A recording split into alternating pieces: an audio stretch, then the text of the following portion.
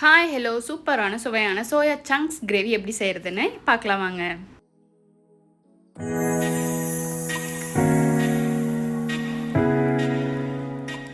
First நம்ம பேனில் எடுத்து வச்சுருக்க 200 கிராம் சோயா உள்ள ஆட் பண்ணிடலாம். இப்போது சோயா மூடி வர அளவுக்கு நம்ம தண்ணி ஆட் பண்ணால் போதும். இதை நல்லா கொதிக்க வச்சிடலாம்.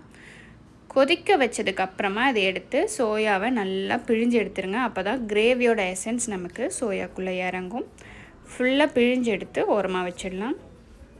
அடுத்து பேனை ஹீட் பண்ணிவிட்டு 3 டேபிள் ஸ்பூன் ஆயில் ஆட் பண்ணிக்கோங்க. சின்ன துண்டு பட்டை 3, ஒரு பிரியாணி இலை, 2 கிராம்பு, ஒரு ஏலக்காய், கொஞ்சமாக கருவேப்பிலை.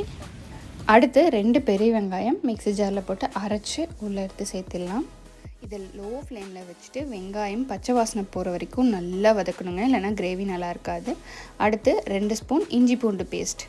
இதுக்கும் சேம் ப்ரொசீஜர் தான். லோ ஃப்ளேமில் வச்சு ரொம்ப நேரம் வதக்கணும். அதுக்கப்புறமா 2 தக்காளி அரைச்சி உள்ள பேஸ்ட் மாதிரி ஆட் பண்ணிக்கலாம். இதுவும் பச்சை வாசனை போகிற வரைக்கும் கொஞ்சம் நேரம் லோ ஃப்ளேம்லேயே வச்சு நல்லா வதக்கி விட்டுருங்க. அடுத்து நம்ம மசாலா பொருட்கள் ஆட் பண்ணிடலாம்.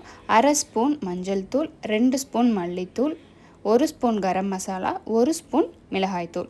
இது எல்லாத்தையும் இப்போ உள்ளே சேர்த்துடலாம். இதை நல்லா கலந்து விடுங்க. அடுத்து நம்ம தேவையான அளவுக்கு தண்ணி ஆட் பண்ணிடலாம். வாட்டர் பார்த்திங்கன்னா நம்மளோட கன்சிஸ்டன்சிக்கு தகுந்த மாதிரி ஆட் பண்ணிக்கலாம். நமக்கு கெட்டியாக வேணும்னா கொஞ்சம் தண்ணி கம்மியாக ஆட் பண்ணிக்கோங்க. இல்லை தண்ணி மாதிரி இருக்கணும் குழம்பு அப்படின்னா கொஞ்சம் ஜாஸ்தியாகவே தண்ணி ஆட் பண்ணிவிடுங்க. இதை நல்லா கலந்து விட்டுட்டு இப்போது 1 ஸ்பூன் உப்பு ஆட் பண்ணிக்கோங்க.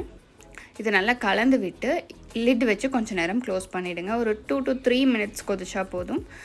இப்போ பாருங்கள், தண்ணியெலாம் கொஞ்சம் ட்ரை ஆகிட்டு கிரேவி நல்ல கன்சிஸ்டன்சியில் இருக்குது நமக்கு. இந்த ஸ்டேஜில் நான் 3 ஸ்பூன் தயிர், கொஞ்சமாக முந்திரி உள்ளே ஆட் பண்ணி அரைச்சி எடுத்து உள்ளே சேர்த்துருக்கேன். இதுக்கு பதிலாக நீங்கள் தேங்காய் அரைச்சி சேர்த்துக்கலாம், இல்லைனா தேங்காய் பாலும் சேர்த்துக்கலாம். 3 வேறு மாதிரியான டேஸ்ட்டில் இருக்கும். அதை நல்லா கலந்து விட்டுட்டு எகெயின் கொஞ்சமாக தண்ணி ஆட் பண்ணிக்கோங்க. இது நல்லா வெந்து வரணும். அவ்வளோதான், நம்மளோட கிரேவி ரெடி. இப்போ நம்மளோட சோயா சங்க்ஸை உள்ளே ஆட் பண்ணி நல்லா கலந்து விட்டு கொஞ்சம் நேரம் கொதிக்க விட்டோன்னா போதும். உள்ளே ஆட் பண்ணி இந்த மாதிரி கலந்துருங்க, நல்லா கலந்து விடுங்க. அப்போ தான் அந்த கிரேவியோட டேஸ்ட் வந்து நம்ம சோயாக்குள்ளே ஆட் ஆகும். 2 மினிட்ஸ் லோ ஃப்ளேமில் கொதிச்சா போதும். நம்மளோட சூப்பரான சோயா சங்க்ஸ் கிரேவி ரெடி. நான் இன்றைக்கி பட்டாணி சாதத்துக்கு சோயா சங்க்ஸ் கிரேவி வச்சு சர்வ் பண்ண எல்லாரும் டேஸ்ட்டாக இருக்குன்னு சூப்பராக சாப்பிட்டாங்க. நீங்களும் ட்ரை பண்ணி பார்த்துட்டு எப்படி இருக்குன்னு கமெண்ட் செக்ஷனில் சொல்லுங்கள். மறக்காமல் நம்ம ஹாப்பி கிச்சன் சேனலுக்கு சப்ஸ்கிரைப் பண்ணிடுங்க. Thank you so much.